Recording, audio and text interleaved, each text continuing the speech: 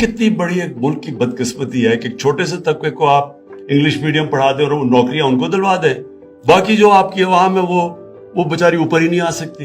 Education apartheid, क्या आप एक तबके के लिए एक तालीम, दूसरों के लिए नीचे, और फिर एक दीनी मदरसे चल रहे हैं। कभी किसी ने कोशिश नहीं की इसको सिंथेसाइज करने के लिए कि एक मुल्क है, एक कौम है, उसका कोर सिलेबस तो एक हो। पहली दफा पाकिस्तान की तारीख में हमने अब ये बड़ा मुश्किल अटेम्प्ट किया चेंज करने का ये सिस्टम कि हमने एक कोर्स सिलेबस एक बनाया। गवर्नमेंट का अच्छा स्टेप है कि ओवरऑल सोसाइटी के अंदर पोलराइजेशन खत्म हो, क्योंकि एजुकेशन ही बिल्डिंग ब्लॉक होता है किसी भी नेशन का।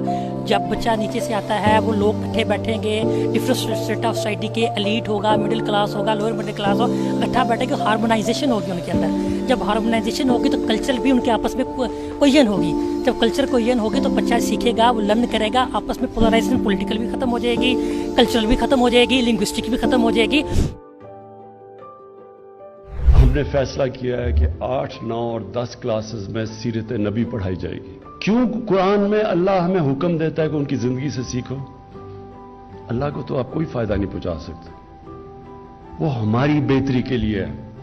हमारे जब बच्चे बिल गेट्स की किताब पढ़ते हैं या स्टीव जॉब्स की किताब पढ़ते हैं, इसलिए कि वो कामयाब इंसान थे, तो उनकी जिंदगी से सीखते हैं। तो इनसे बड़ा तो कामयाब इंसान था ही कभी नहीं।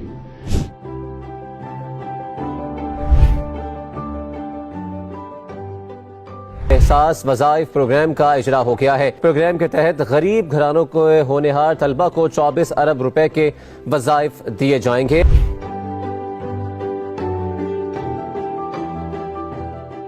1,70,000 स्कॉलरशिप्स हम दे रहे हैं स्किल एजुकेशन के लिए।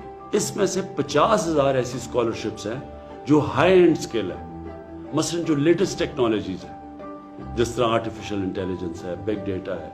ये वो चीजें आ रही हैं जो कि आप ये समझ लें कि 6-6 महीने के कोर्सेज के बाद आपको वो नौकरियां मिलेंगी जो कि आप सोच भी नहीं सकते।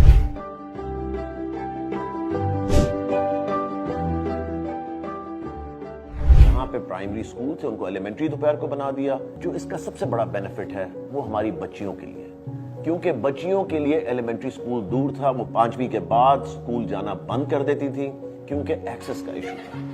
अब इस तरह है कि वो सुबह में काम करती हैं और शाम में आके पढ़ती हैं। ऐसे बच्चे थे हमारे पास जो समझते थे कि अब हम कभी नहीं पढ़ सकेंगे, यानी हमने 5 क्लास ही करनी है। हमारे पेरेंट्स के पास तो कोई ऐसे वसाइल नहीं है। पहले मैं प्राइवेट के स्कूल में पढ़ती थी और वहाँ की तालीम मुझे अच्छी नहीं लगी और मैं यहाँ पे आई, यहाँ पे एडमिशन लिया। ये घर के करीब ना होता तो शायद मुझे घर में बैठना पड़ता। मौजूदा स्कूल्स के वसाइल और इंतजामी ढांचे को बरूए कार लाते हुए पहले मरहले में 7,008 प्राइमरी स्कूलों को एलिमेंट्री की सतह पर अपग्रेड किया, जिसके जरिए बच्चों तक मयारी तालीम की फराहमी के साथ साथ 250 अरब रुपए से जायद की बचत मुमकिन हुई। पहले मरहले में अपग्रेड किए जाने वाले 7,008 स्कूलों में करीबन 2 लाख बच्चे ज़ैर तालीम हैं।